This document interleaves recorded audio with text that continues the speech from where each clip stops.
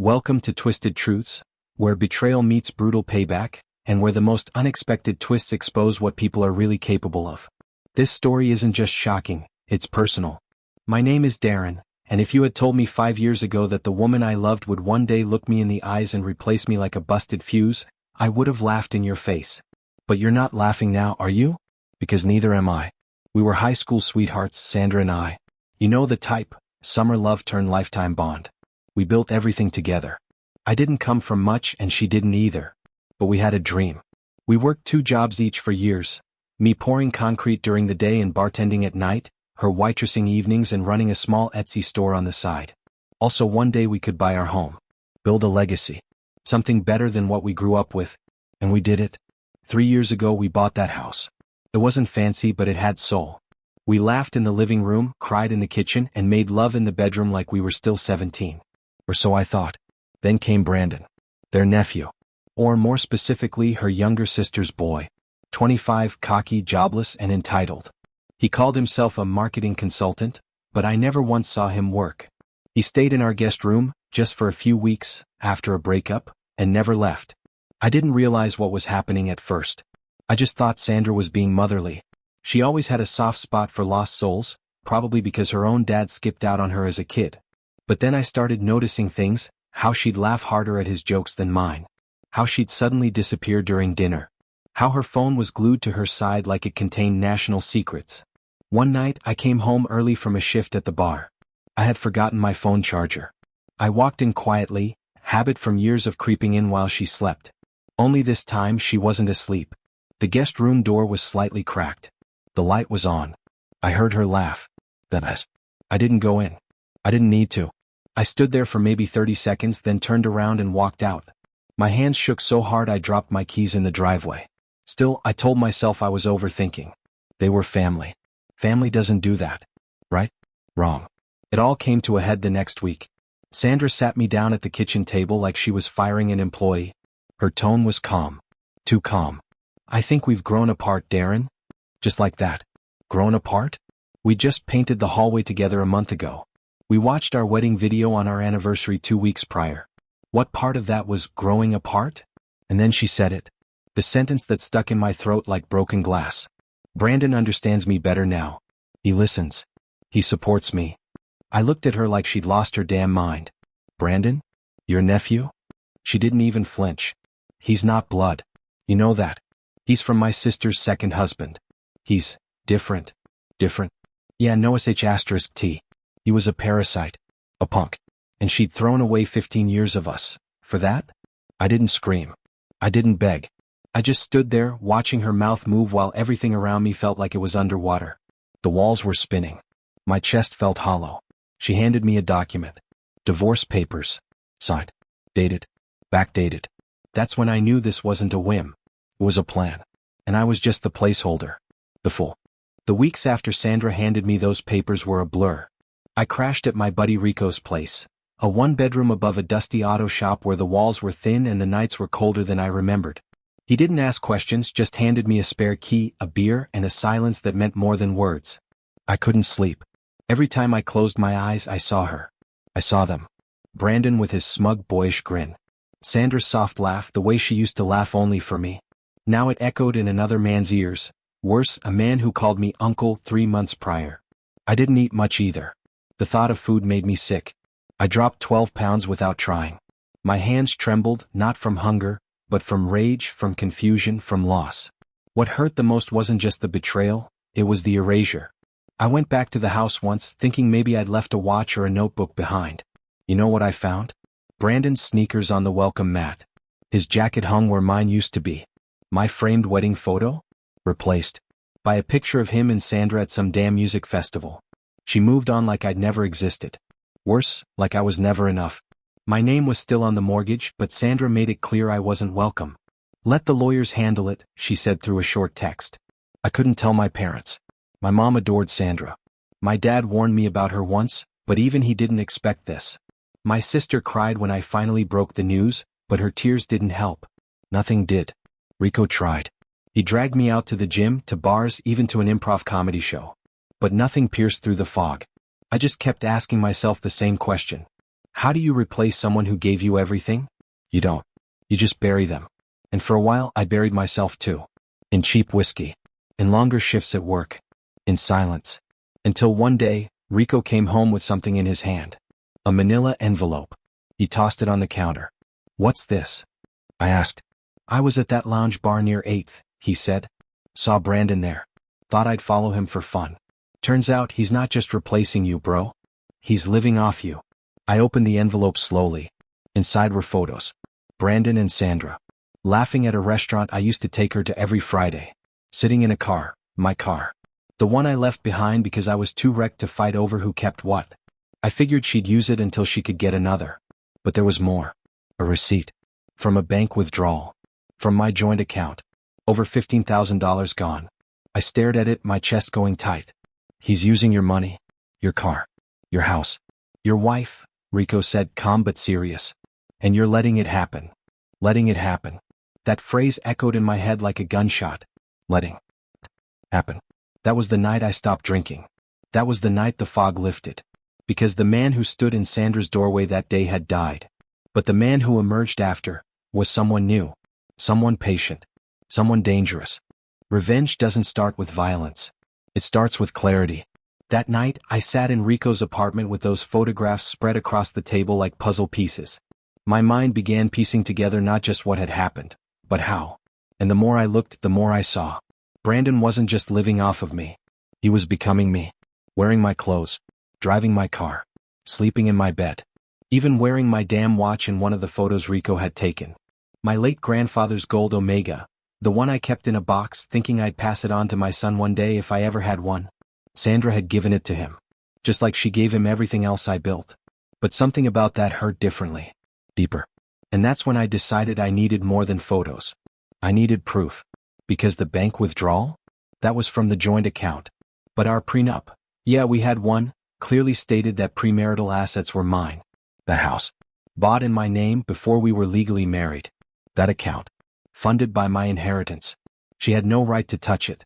I pulled out the dusty box of old documents from Rico's closet where I had shoved it after moving in. Inside were the papers Sandra signed before our wedding. She didn't want to, her family mocked me for suggesting it, but I insisted. Said, "We never know what the future holds." Funny how that line aged like fine wine. I flipped through the clauses, highlighted sections, and underlined one part in particular. Any withdrawal over $5,000 from jointly managed accounts must be communicated and agreed upon in writing by both parties. She had no written consent. Not even a forged one. And the bank, once I visited, confirmed on camera that it was Brandon who made the withdrawal. With her card. Now normally that might be brushed off as a favor. But this was different. Because Sandra didn't just let him access it, she gave him the PIN and account number. Which made it financial abuse. But it got worse. I requested the house deed. Pulled the records. I had been stupid enough not to remove her name once we got married, thinking joint ownership was romantic. Big mistake. She refinanced behind my back. Took out a loan. Against the house I paid off. Over $60,000. Most of which went into a marketing company, listed under Brandon's name. My head was spinning. But one final nail made my blood go cold. Sandra's sister, Brandon's mom, texted me. It was short. Just a screenshot. A chat between her and Sandra. Sandra, once the paper's clear I'll have full control. Dee's too broken to notice anyway. Her sister, are you sure you can trust Brandon? He's not even your real nephew. You barely know him. Sandra, trust isn't the point. He knows how to make me feel alive again. Dee was safe, but boring. Safe, but boring. That's how she summarized 15 years. I sat in the dark for what felt like hours. Breathing. Not crying anymore. I was past that. Now I was calculating. Because if Sandra thought she'd burned me to the ground, she hadn't realized I was made of stone. She replaced me with a parasite. She let him feed off me. But they both forgot one thing. You can't steal a kingdom from the man who built it. I didn't want to destroy her. I wanted her to destroy herself, with just a little help from me. The plan needed to be clean. No chaos. No screaming confrontations. I wasn't going to throw punches. I was going to pull strings. And I knew exactly where to start. Brandon's so-called marketing agency was registered under a fake LLC. One of those online setups that make you look real on paper but are hollow inside. I dug deeper and found something that made me smile for the first time in months. The business had applied for government startup grants. With my address. Using my name as the silent co-signer. That was identity fraud. But I didn't report him, not yet. Instead, I made a quiet visit to an old friend from high school, Tasha. She worked in finance and had a mean streak when people messed with the little guy. When I told her the situation, she didn't ask for details. She just leaned back in her chair and smiled. "This boy doesn't know what he's stepped into," she said. "Let's start by freezing his accounts." That same day, she helped me gather everything. Screenshots, dates, even Sandra's signature on certain unauthorized transactions. And while she handled the paper trail, I made some calls to a few mutual friends. One Sandra hadn't kept in touch with. You see, divorce makes people pick sides, but karma makes them reconsider. I didn't play the victim. I just told them the truth. That Brandon and Sandra had fun playing house, but they built it on stolen land. Next, I called a real estate attorney. Told him everything. He looked over the house loan Sandra took out and smiled like he'd just found gold. "She refinanced the house behind your back using a fraudulent appraisal," he said. "That's bank fraud. And if Brandon's name is on any of those documents..." I didn't even need him to finish the sentence. I now had 4 fronts open. Financial fraud. Property theft. Identity misuse. And a grant scam involving government funds. But I wasn't done. I needed Brandon to feel comfortable. Safe. Overconfident. So I sent Sandra a message through my lawyer. "I've accepted the divorce. I'll give her full rights to the house. No contest." The bait was set. 2 days later, Rico told me he saw Brandon buying champagne and a new suit. "Guy thinks he won," Rico laughed. "Good. Because the higher they climb, the farther they fall." I waited 3 more weeks working in the shadows. Tasha submitted anonymous reports to the fraud department under a burner. My attorney drafted formal claims against the misuse of my estate and began proceedings to void the refinancing under fraudulent terms. The final touch. I contacted the state grant office. Posed as a journalist investigating fake startups using taxpayer money. I gave them Brandon's business name, address, and IRS documents we'd pulled. A week later, they opened an inquiry. 2 days after that, Brandon's account was flagged. The LLC was frozen. And Sandra? She had just put a deposit down for a lavish weekend getaway, on that same frozen account. I wasn't there when the hotel declined her card. But I wish I could have seen her face. Still, that wasn't the end. I had one more card to play. The plan was already in motion. The trap was set. And they had no clue. But I wasn't done watching. You see, Brandon and Sandra thought they were slick, posting pictures of their power couple lifestyle on social media like nothing was falling apart. Sunset dinners. Car selfies. Hashtags like hashtag new beginnings and hashtag built not bought. Irony really is undefeated. Because the house. Not legally hers anymore. Thanks to my attorney filing an injunction based on the fraudulent refinance, a judge issued a temporary freeze on the property. That meant no sale, no renovation, no transfer of ownership. And when they ignored the court notice like idiots, believing it was just legal noise, a marshal showed up at the door. Rico texted me when it happened. "Bro, they just served them." Brandon tried to argue. Dude got laughed at. Sandra looked like she saw a ghost. They were about to learn that pretending to be rich doesn't mean you're ready to play with the big boys. Meanwhile, Brandon's accounts had been drained, not by me but by the government. Turns out the grant program he applied to had strict rules about co-signers and residency claims. Once they found out he listed my name and address, his funding was revoked, and they began investigating the company for wire fraud and misuse of government resources. Sandra tried to call me. Twice. I didn't answer. She finally texted. "We need to talk. I think Brandon made a mistake with the house paperwork." "No, sweetheart. You both made the mistake. You just made it first." I didn't reply. Instead, I filed a cease and desist through my lawyer, barring both of them from accessing any property or asset tied to my name, pending investigation. But I still wasn't finished. I needed the world to know what kind of people they were. So I used their biggest weakness, attention. Brandon had built an online brand for his fake agency. Hundreds of videos and posts claiming he coached businesses on brand integrity. One of the local podcasts even interviewed him, praising his rags to riches story. He claimed he turned his aunt's garage into a startup hub. Said he helped a mentor retire early by optimizing their business model. That mentor? Me. I clipped that soundbite. Sent it anonymously to the podcast's producers, along with copies of the fraud reports and court filings. They dropped the episode. Publicly. Then the comments came in. Then the local newspaper picked it up. Local startup guru accused of stealing from ex-husband in shocking scheme. Sandra went offline for 3 days after that. Her Etsy store closed. Their social media went dark. I thought they might lay low. I was wrong. Brandon tried to retaliate. He showed up at Rico's shop one afternoon, yelling and threatening lawsuits, fists clenched like he had the guts to throw a punch. But Rico doesn't play that. He stood toe-to-toe with Brandon and calmly said, "Try it. I got cameras everywhere. Plus, I'd love to see your parole terms after that fraud case." Brandon blinked. "Yeah, I know about that too," Rico added. You see, I had learned that Brandon had a sealed juvenile record, something Sandra didn't know either. Minor theft. Petty scams. This wasn't new for him. It was just the first time he tried it on someone who fought back. Sandra and Brandon finally realized they weren't dealing with the same safe and boring Darren anymore. No, this Darren didn't just build homes and dreams. He built consequences. You ever think you've reached the end of the pain, only to find there's a whole other layer buried beneath? That's what happened next. I thought I had all the cards. The fraud reports, the property freeze, the business exposure, it was all perfectly aligned. Sandra and Brandon were spiraling. I could almost taste justice. Then one day I got a call from my lawyer. Her voice was tight. "Darren, we have a situation." I sat up straight. She continued, "Sandra just filed a motion to claim spousal hardship and misappropriation of marital assets. She's accusing you of hiding funds in a private offshore account, in her name." "What?" "She's claiming Brandon discovered the transfers and wants a financial audit of your inheritance accounts." It felt like the world tilted. How could she turn this around? How could she make it seem like I was the thief?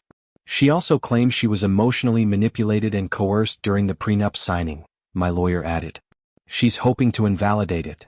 That was the twist I didn't see coming. Sandra wasn't just retreating, she was going on offense. The timing was strategic too.